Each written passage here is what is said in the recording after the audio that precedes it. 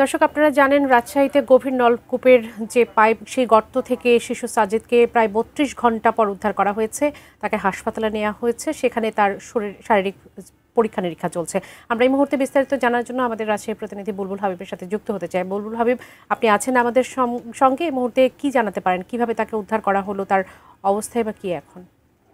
বাবলি, আসলে যেহেতু দীর্ঘ সময় প্রায় ৩২ ঘন্টা ধরে এই শিশু সাজিদ এই যে গভীর নলকূপের যে গর্ত ছিল, সেই গর্তে পড়ে যাওয়ার পরে তাকে আসলে ফায়ার সার্ভিসের কর্মীরা শুরুর দিন থেকে আসলে উদ্ধারের চেষ্টা চালাচ্ছিলেন। আজকে আমরা দেখেছি যে ৮টার পর থেকে আসলে যেহেতু ৪৫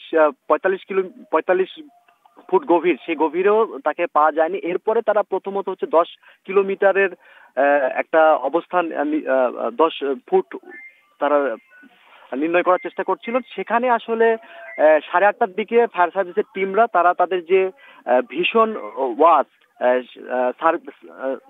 সার্ভে ভীষণ ওয়াচ যেটা, সেটা নিয়ে আসলে সেখানে যাওয়ার পরে আসলে এই সাজিদের দেহটা, সেটা আসলে তার উপস্থিতিটা সেটা নির্ণয় করে। তারপরে তাকে সেখান থেকে ফায়ার সার্ভিস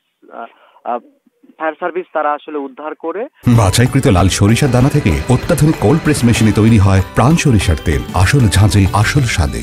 এখন যেহেতু তারা উদ্ধার কাজ করেছে এবং সেটা উদ্ধার করে নিয়ে হাসপাতালের দিকে রওনা দিয়েছে, আমি এমনটি কিন্তু আসলে কারণ আমি স্পট থেকে কিছুক্ষণ আগে সেখান থেকে আসলে একটু সাইডে আসার কারণে আমি ওই ঘটনাটা মিস করেছি। কিন্তু আসলে আমি ওখানকার যারা রিপোর্টার রয়েছেন, সেই রিপোর্টারদের মাধ্যমে আমি জেনেছি যে তাকে হাসপাতালে নেওয়া হচ্ছে, এমনটি আমি এখন পর্যন্ত জেনেছি।